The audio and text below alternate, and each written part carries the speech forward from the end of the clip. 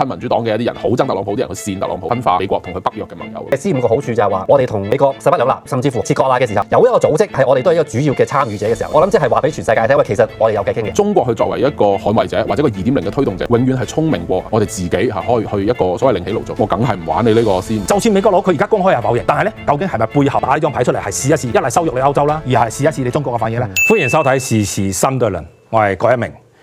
美國傳媒報道，特朗普有意飛起歐洲嘅盟友，喺7國集團之外咧，另組核心5國，包括美國、中國、俄羅斯、日本同印度。海正，你覺得咧，特朗普點解有啲諗法咧？如果咁樣嘅盛事嘅話，個局勢有咩變化咧？咁啊，第一就即係呢單新聞有啲假啦，咁當然我唔係特朗普即係肚入邊嗰條蟲啦嚇，咁但係我反而覺得有趣嘅唔係呢個新聞嚇，就係而呢個新聞背後嚇，其實佢係引發到我哋好多嘅聯想同埋睇法啦。咁啊，即係都好多年前咧，咁就內地嚇一位文化人啦嚇，我覺得稱唔上學者啦，就覺得我哋中國人或者亞洲人咧，第一你唔好怨婦嘅心態係嘛，第二咧你就唔好一個棄婦嘅心態嚇，咁就係其實呢一啲即係民間嘅反應，我覺得都好係嘅，即係唔係淨係即係中國係日本係印度，其實韓國都係嘅。一方面就覺得我係亞洲人嚇，我如何同你哋西方唔同，咁但係調翻轉咧就同歐洲或者同美國沾咗少少關係咧，就譬如好似即係香港人就你有400幾個非遺，點解你咁中意講蛋撻奶茶咧？坦白講，我有啲反感嘅，係咁。日本第一個就係脫亞入歐啊嘛，你最緊要啊嘛，佢要同歐洲啊美國有關係先至啱啊嘛。係咁，所以我咪話我哋唔即係我就覺得唔需要咁嘅嚇。咁所以即係我呢個重點唔係呢個新聞本身啦，而係點解呢個新聞出咗嚟之後有咁多即係亞洲人係覺得好興奮咧？因為坦白講，你見即係你話真正呢件事係涉事方嘅，其實應該係歐洲啦。歐洲人都冇反應嘅，即係覺得呢啲邊係新聞嚟㗎？係即係我就流嘢嚟嘅，係流嘢嚟嘅。咁我覺得嗱，咁反而我就覺得嗱，講翻個新聞嘅源頭，你究竟嗰個流係得2個可能性嘅啫，一個就係特朗普佢出嚟試水溫啦，或者根本就我就公然就羞辱你歐盟，特別係你英國、德國、法國。另外一個可能性就，我覺得可能性更大嘅就係民主黨或者喺媒體學界入邊嚇親民主黨嘅一啲人，好憎特朗普啲人去煽特朗普啫，即係特登用嚟分化嚇，趁住俄烏嘅事件，趁住中東嘅事情，就特登用嚟分化呢個美國同佢北約嘅盟友。咁我就覺得得呢2個可能性，而後邊嗰個可能性，我覺得係大啲嘅，民主黨整蠱佢，你覺得咧？我覺得點樣啊？即係呢啲好多陰謀論我又唔識估，咁所以我真係純粹諗下，如果真係發生嘅話，有啲乜嘢？即係調翻轉諗下，如果真係發生嘅話，究竟有咩後果？突然間呢壇嘢，美國而家佢否認喎，佢話白宮正式話冇呢壇嘢喎。係，你覺得咧？我諗我估有啲可能係煽佢試水溫嘅，咁跟住就睇下佢咩反應。咁但係既然擺咗上嚟嘅話，又係今日我做節目嗰個議題，都會諗下佢話如果真係會發生嘅話，有啲乜嘢嘅含義？咁跟住就睇下啦。如果個含義係根本係個對個利益分佈好唔合理嘅話，就似係流咯。係啊。嗱，我自己咁睇啦，即係無風不起浪啊，即係空穴來風。背後係有原因嘅。第一就係你睇呢壇嘢咧，就啱，即係似乎就啱特朗普個風格。因為特朗普最近咧對歐洲咧就好不滿嘅，其中一個最大不滿咧就阻住佢攞諾貝爾和平獎。因為點解咧？佢一路想俄烏咧，你一停火，如果你係一停火咧，佢呢個和平獎就攞硬㗎啦，一定係。咁而家點解烏克蘭係唔制咧？一路都係唔制嘅。最主要嘅原因就係歐洲支持烏克蘭，我哋美國唔支持啊嘛，我支持。咁佢哋成立一個叫做咩義務同盟咧，呢啲咁嘅嘢，甚至乎討論話點將俄羅斯嗰啲2000億凍結嗰啲資金咧攞嚟支援。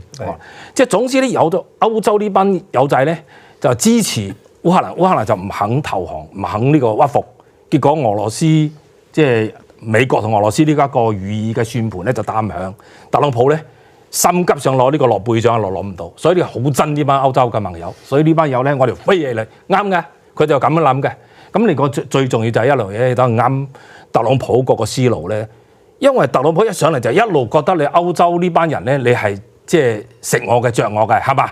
我幫你睇住個歐洲嘅嗰個安全嘅問題，但係你哋個個都縮骨，你就唔肯出錢，所以我而家咧就係逼你哋要出錢啊！上次我哋都討論過啦，歐洲你要個軍費你都要加到1%、2%、3%，一路咁加上去，佢覺得你即係你哋唔夠道義啊，係即係恰我哋美國。呢個係第二點。第三點咧，有得好即係好重要嘅，學你話齋，可能都係試一試。我放啲風氣出去，你哋兩個都係我啲風氣啊，我就係收入你，我就係收入你。你哋而家你唔為我好事，我又收入你。係咪真嘅想同中國同俄羅斯即係即係所謂即係C5啊，或者係同加埋日本同埋印度啦咁樣？係咪真嘅咧？係另外一回事。但係放咗呢個風氣先，咁所以咧，我覺得咧呢件事咧唔係話完全係即係漏料咁簡單。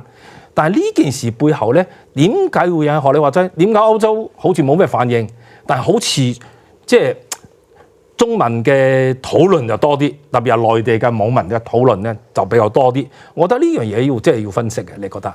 哦，係啊，咁正如我頭先所講，雖然我唔係100%即係認同嗰個前輩所講話亞洲人、中國人要拋棄嗰個所謂一係做怨婦，一係做棄婦嘅嗰種心態啦。咁但係多多少少有呢種嘅嚇。一方面我哋就好強調，哇！我哋亞洲崛起啦嚇，即係21世紀係亞太嘅世紀，但係其實係啦，我自己心諗其實亞太咧包括美國嘅西岸嘅嚇，即係尤其包括加州嘅嚇。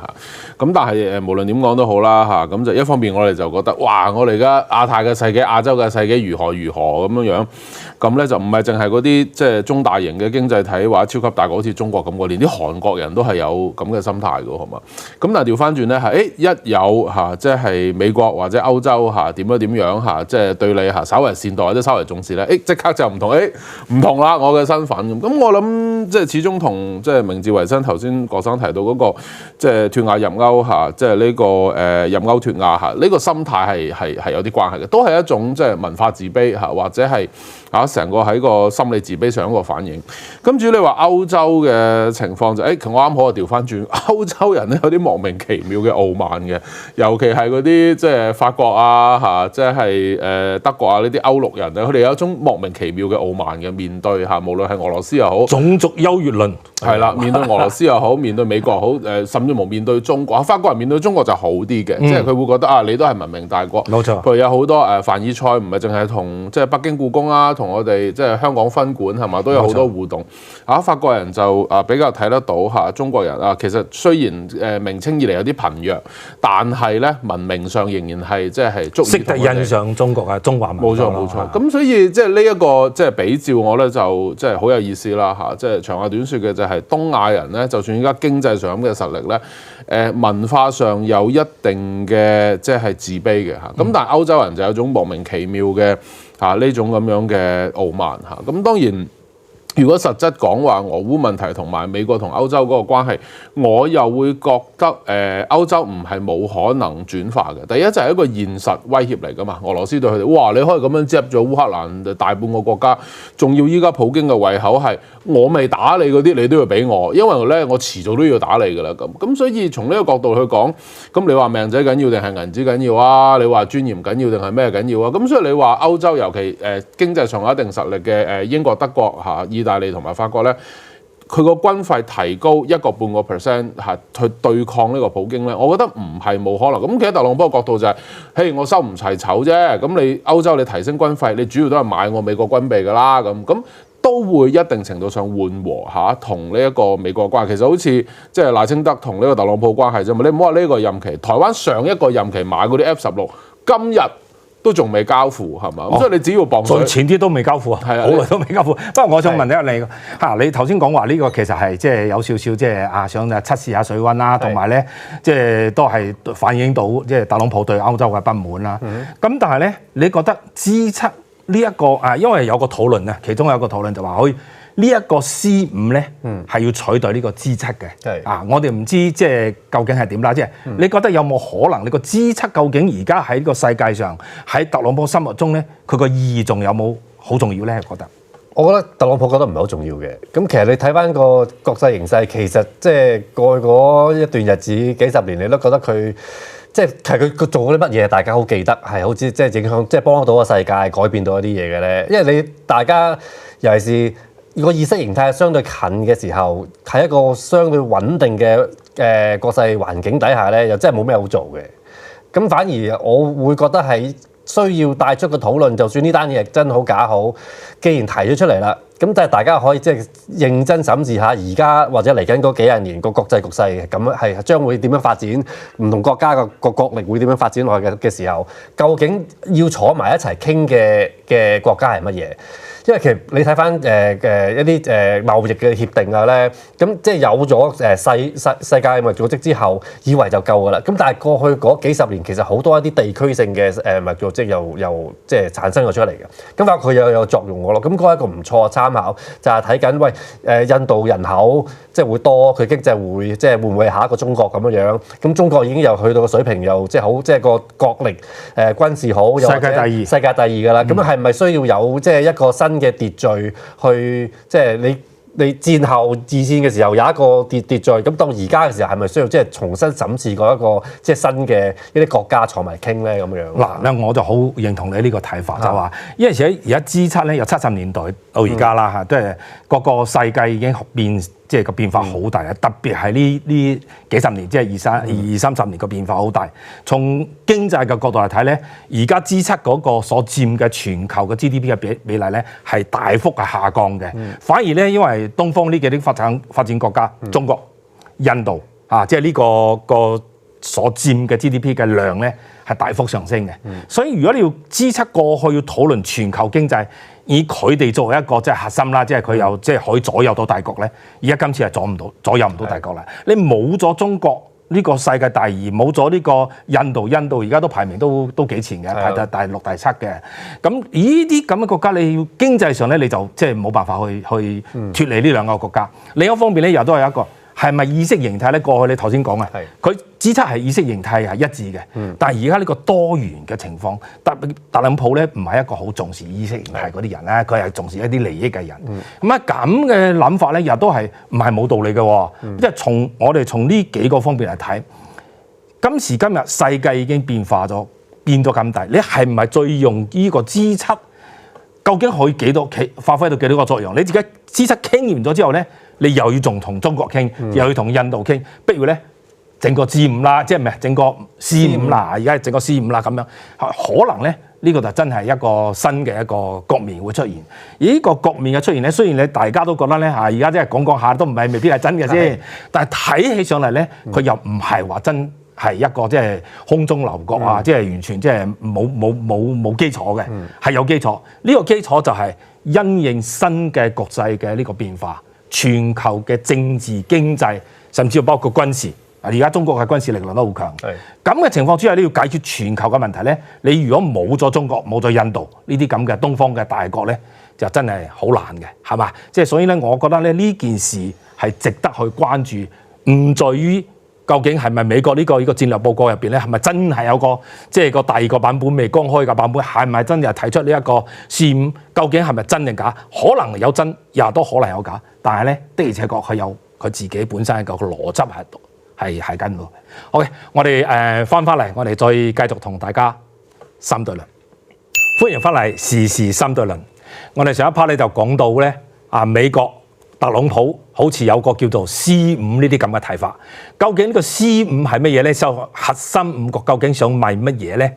大家都知道咧，而家許楨，我哋頭先都討論到咧，就係而家嘅國際嘅格局咧，已經有個所謂 G7 啦，又都有中國嘅而家嘅金磚國家啦，有咗上合組織噶啦，仲有 G20啦等等。究竟如果真係有呢壇嘢嘅時候，對中國係好事定係唔好咧？你覺得中國應唔應該去推動呢件事咧？嗱，第一咧，我諗唔係就喺我哋節目，我喺所有平台我都係覺得即係中國係應該係要重回即係呢個韜光養晦有所作為嘅，特別係出現咗好似即係特朗普咁樣嘅總統啊或者歐洲咁嘅亂局咧，中國越係韜光養晦有所作為喺現有嘅國際秩序其實嚟嚟去去都有嗰啲嘅啫即係聯合國啊。世衛組織啊、世貿組織啊等等，或者喺呢一啲組織嘅框架之下去推動一個加強版你就算係改革都好，都係原先嘅一個加強版，一個即係所謂嘅更新版都唔係另起爐灶啊！我認為係最符合中國嘅利益嘅，甚至無係一啲即係西方嘅價值，唔係淨係講緊呢個所謂嘅市場化、全球化等等㗎，甚至無你自由民主、人權法治，我中國都可以參與對話，甚至無我成為一個新嘅倡議者。我就覺得對於一啲原先由西方發起嘅一啲概念或者利益嘅框架，中國去作為一個捍衛者或者個2.0嘅推動者咧，永遠係聰明過我哋自己可以去一個所謂另起爐灶。呢一個係美國崛起去取代英國嘅霸權，一個佢做得最聰明嘅地方嚟嘅。美國就係我唔推翻你英國嗰個體制嚇，我就係取代你嚇。咁透過美軍取代英軍啦嚇，透過美國艦隊取代英國艦隊啦，透過美元取代英鎊啦，都係呢個方法嚇。咁所以如果按我呢個邏輯嘅話，咁我梗係唔玩你呢個 C5啦，係嘛？你嗰個 G7。名不符實，呢個係你嘅事係咪 ？G7 有2個名不符實啦。第一，佢一啲都唔 G 啦，得美國一個 G 啫嘛，得美國一個大啫嘛。其他嗰啲鬼死咁細係嘛？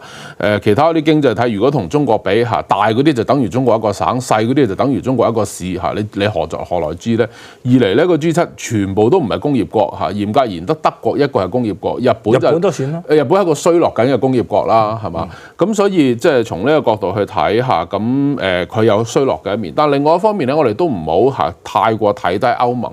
個原因就係你將佢睇成佢呢2-3個國家，當然佢就唔大唔細咁啦。但係成個歐盟，尤其喺消費嘅角度咧，其實仍然係比中國係大得多嘅，仍然比中國係大得多。咁所以從呢個角度講下，其實我哋需要美國或者美國以外嘅西方國家，調翻轉佢都需要我哋中國喺現有嘅框架之下去揾自己生存嘅空間咧，我覺得係比較符合我哋自己嘅利益嘅。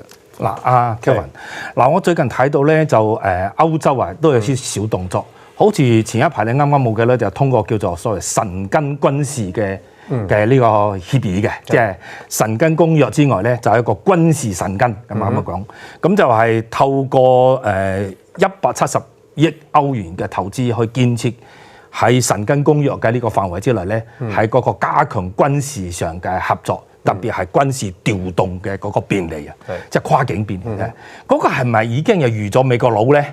即係美國逐漸會喺歐洲嘅防務或者軍事嗰度咧個角色會淡化，我哋自己嚟。究竟同呢個 C5係咪有關係？你覺得係咪英國即係歐盟同美國嗰個關係，特別喺軍事政治嗰度咧正在疏離咧？你覺得個發展似係嘅，因為以前北約嗰個係好相對緊密噶嘛，即係你2戰之後，即係嗰個大家都係即係同一條心啊，即係點樣即係重建歐洲啊咁樣。咁大家幾十年之後，其實個經濟個佈局已經唔同晒嘅時候，咁尤其是特朗普即係同佢哋個做法好唔同，即係意識形態都唔係好講係咪即係話係咪話即係親西方嗰個民主嗰個意識形態？冇嘢講啦，但係至少佢個手法好唔同先。咁個手法好唔同嘅時候，變咗其實仲係咪舊嗰個方法仲係會推進到一啲嘢咧？嗱，相對呢個 C5咧，我係傾向樂觀少少嘅，即係個樂觀少少原因係乜嘢咧？個睇法就係你嗱，首先有一個政治現實就係話，尤其是你睇即係俄烏戰爭嗰個發展咧，俄羅斯係好想有一個渠道翻去個國際舞台嘅。咁用咩形式出現咧？即係你入翻邊個組織，定係搭嗰個新嘅棚出嚟咧？咁即係呢一樣嘢，即係點都會發生㗎啦。我覺得係點樣將俄羅斯擺翻去呢個國際舞台上邊？咁如果擺翻嚟嘅時候，究竟係從我哋中國嗰個角度，究竟係一個咩嘅舞台？係又有俄羅斯，又有我哋中國咁係咯，係啦，金磚咯，係啦。咁究竟係傳統嗰個金磚，定係因為另外一個發展就係話，喂，究竟發展到而家，喂，究竟係？全世界孤立我哋中國，定係美國自己孤立自己啊嘛？有咁嘅睇法啊嘛？我覺得有呢個即係所謂嘅 C5個好處就係話，當好多投資者俾人有一個感覺就係話，我哋同美國勢不兩立，甚至乎可能係話即係切割啦嘅時候，有一個組織係我哋都係一個主要嘅參與者嘅時候咧，我諗即係話俾全世界聽，喂，其實我哋有偈傾嘅。即係有一個渠道係，即係大家俾人覺得我哋係唔係話抹晒面，直就係即係切晒，即係割裂咁樣嘅。佢有呢個好處。咁但係如果要做呢樣嘢嘅話，係用翻現有嘅一啲渠道啊，定係重新做嗰個新嘅嘢咧？我覺得呢個其實係可以係一個考慮咯。嗱，呢樣嘢頭先你講到咧話即係俄羅斯要重返呢個國際啦。特朗普咧就邀請佢咧就放咗風㗎啦，邀請佢重返呢個 G7變成 G8啦。即係佢曾經都係 G8嘅一份子，即係翻去。甚至乎特朗普話邀請中國加入呢個 G7，即係變成 G9，即係就咁。但係咧，歐盟就冇咩反應嘅，就嗰個其他幾個國家就冇咩反應。但係我對呢一個 G5咧，我點解有保留咧？我覺得就第一喺中國而家今時今日咁嘅情況之下，我點解一定要你加入你個由美國主導嘅一個新嘅一個架構咧？我自己已經頭先講啦，我有上合組織啦，我有呢個金磚國家啦，我唔一定要由你美國重新一個遊戲規則，我跟你揾噶嘛。第一點，第二點咧，我都覺得佢可能係呢一個做法咧，又都係個陰謀論。因為特朗普覺得呢個歐洲，我啲歐洲我擺埋一邊先。我而家咧要同呢個新興嘅呢個國家咧有一個新嘅，佢要扮演一個領導者。係，即係我翻嚟，我一翻嚟呢個手唔先係我倡導嘅，你哋係跟我啫。咁你跟住你呢個咧就會可能會係取代咗你而家嗰個金磚國家，因為金磚國家佢冇得玩啊。你哋開咩都唔關佢事。咁樣佢又翻嚟，即係你有個G5咧廢咗你個金磚先，又翻嚟，又係我做莊。咁呢個咧，中國係一定要考慮啦。今日喂，如果咁樣，我點解要跟你玩咧？你覺得？我覺得退一萬步講嚇，最低限度有一個所謂工具性嘅作用，就係話嗱。依家美國唔侵你歐洲玩喎，但係我中國唔一定對你歐洲係咁有敵意喎，咁所以呢個棚嘅出現會唔會調翻轉成為中國嘅一個支點，就去撬動？我同你歐洲有其他嘅合作機制，唔好唔記得我哋之前中國唔係淨係同歐盟啦，中國同中東歐啦等等啦，其實都有一個合作對話機制嘅。後來係俾民主黨美國俾奧巴馬拜登俾佢哋炒禍咗啫嘛。你跳出嚟嗰幾個小丑國家，其實一睇就知全部都係民主黨嗰啲馬仔嚟嘅。咁所以如果你問我參唔參與呢一樣嘢咧，就係我嘅立場可能係今次鬥去精劇場啦，可能介乎郭生同埋Kevin 之間，我唔一定真要參與，唔一定真要參與，但問題係你呢樣嘢嘅存在，即推動嘅過程咧，可能可以成為中國同歐洲修補。我始終都會覺得中國同歐洲修補關係咧，對大家嗰個戰略利益係最大嘅。係啦，中國同歐洲嘅關係咧，其實係一個好重要嘅，可能係平衡中美關係嘅一隻棋子。你點睇？我呢個絕對同意啊！但係其實過去其實過咗幾年一路都有，尤其是商界成日都想做呢樣嘢，成呢件事嘅。咁就不斷去講話，即係究竟尤其是即係喺個疫情之後，歐洲係咪即係點樣重新振作起嚟啊？咁樣。咁但係你見到佢實際發生嘅嘢就發生得好慢喎，個感覺係。咁所以係要諗啲新嘅方法，令到促成呢件事咯。我覺得係。但係呢個咧，歐洲咧，即係今次我哋話齋都冇咩大嘅反應啦。我諗歐洲嘅反應可能未必係即係直一致㗎啦。但係呢樣嘢咧，歐洲咧的而且確佢哋有個危機感㗎啦。我頭先講嗰個所謂軍事神根嘅，覺得咧美國佬都係靠唔住㗎啦。所以喺今次你可以明顯喺俄烏戰爭嘅呢個立場上咧，就擺明同美國同特朗普係唔同嘅。我就要撐烏克蘭，因為烏克蘭咧呢場仗咧就喺歐洲嗰度打，我就一定撐你。咁特朗普就話：如果你撐我就退出。你哋睇睇你撐得幾耐啦咁樣。所以喺呢件事上咧，我諗C5喺呢個時候吹出嚟咧，都同呢件事我覺得都係有啲關係嘅。但係你中國嚟睇咧，如果我哋過去同美國同歐洲嘅關係都係咁樣，過去我哋成日即係內地好多人有一個講句到美國美帝係亡我之心不死即係成日嘅美國人。但係歐洲我哋從來唔覺得歐洲係我哋嘅敵人。係咪？